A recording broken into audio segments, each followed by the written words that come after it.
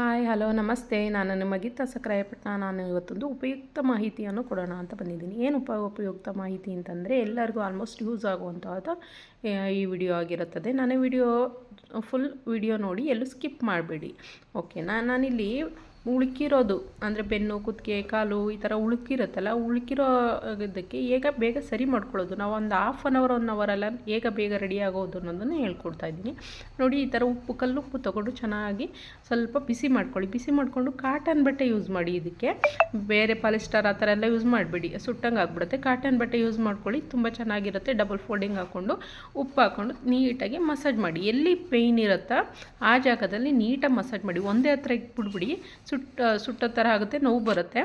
ಇನ್ನು ಆ ಥರ ಜಾಸ್ತಿ ಆಗುತ್ತೆ, ಹಂಗೆ ಮಾಡಿಬಿಡಿ. ನೀಟಾಗಿ ಅದು ಕಲ್ಲುಪ್ಪಿನಲ್ಲೇ ಚೆನ್ನಾಗಿ ಮಸಾಜ್ ಆಗಬೇಕು.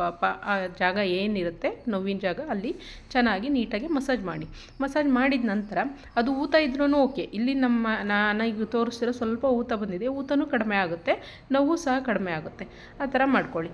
ಅದಾದ ನಂತರ ಚೆನ್ನಾಗಿ ಮಸಾಜ್ ಮಾಡಿ ಒಂದು 10 ನಿಮಿಷ ಮಸಾಜ್ ಮಾಡಿದ ನಂತರ ಇಲ್ಲಿ ಒಂದು ಪೇಯ್ನ್ ಕಿಲ್ಲರ್ ಯಾವುದಾದ್ರೂ ಆಯಿತು, ಪೇಯ್ನ್ ಕಿಲ್ಲರ್ ಆಯಿಲ್ಮೆಂಟ್ ತೊಗೊಂಡು ಚೆನ್ನಾಗಿ ಜೆಲ್ಲು ಅಥವಾ ಆಯಿಲ್ಮೆಂಟು ತೊಗೊಂಡು ಚೆನ್ನಾಗಿ ಅದನ್ನು ಒಂದು 5 ನಿಮಿಷ, ಒಂದು 2 ಸೆಕೆಂಡ್ 5 ನಿಮಿಷ ಆಯಿತು, ಚೆನ್ನಾಗಿ ಮಸಾಜ್ ಮಾಡಿ ಆ ಜಾಗದಲ್ಲೇ. ಅದೇನು ನೀವು ಉಪ್ಪಿನ ಅಂಶ ಕಾವು ಕೊಟ್ಟಿರ್ತೀರಲ್ಲ, ಆ ಕಾವು ಕೊಟ್ಟಿದ್ದ ನಂತರನೇ ಈ ಜೆಲ್ ತೊಗೊಂಡು ಚೆನ್ನಾಗಿ ಮಸಾಜ್ ಮಾಡ್ಕೊಳ್ಳಿ. ಮಸಾಜ್ ಮಾಡಿ ಒಂದು 10 ನಿಮಿಷ ಬಿಡಿ. ಹಾಗೇನು ಒಂದು 5 ನಿಮಿಷ ಓಡಾಡಲಿ. ಅವರು ಸ್ವಲ್ಪ ವಾಕ್ ಮಾಡೋದು, ಕೂತಿದ್ದತ್ತೆ ಕೂತ್ಕೋಬಾರ್ದು, ಕಾಲಾಗಿರಲಿ ಬೆನ್ನಾಗಿರಲಿ ಕೂತಿದ್ದತ್ರ ಕೂತ್ಕೋಬಾರ್ದು, ಓಡಾಡಬೇಕು.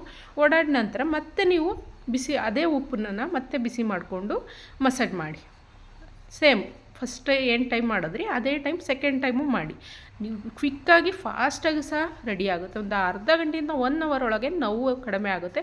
ಯಾವ ಟ್ಯಾಬ್ಲೆಟು ಬೇಡ, ಏನೂ ಬೇಡ. ಇದರಿಂದ ಅಷ್ಟು ಬೇಗ ಕ್ವಿಕ್ಕಾಗಿ ಕ್ಲೀನಾಗಿ ನಮಗೆ ನೋವೇ ಕಾಣಿಸೋದಿಲ್ಲ, ಆ ಥರ ಆಗಿರುತ್ತೆ. ನನ್ನ ವಿಡಿಯೋ ಇಷ್ಟ ಆಗಿದ್ದಲ್ಲಿ ಪ್ಲೀಸ್ ಯಾರೆಲ್ಲ ವಿಡಿಯೋ ನೋಡ್ತಿದ್ದೀರಾ ಲೈಕ್ ಮಾಡಿ, ಶೇರ್ ಮಾಡಿ, ಕಮೆಂಟ್ ಮಾಡಿ. ಮತ್ತೆ ಇನ್ನೊಂದು ವಿಡಿಯೋದಲ್ಲಿ ಭೇಟಿ ಆಗೋಣ. ಬಾಯ್.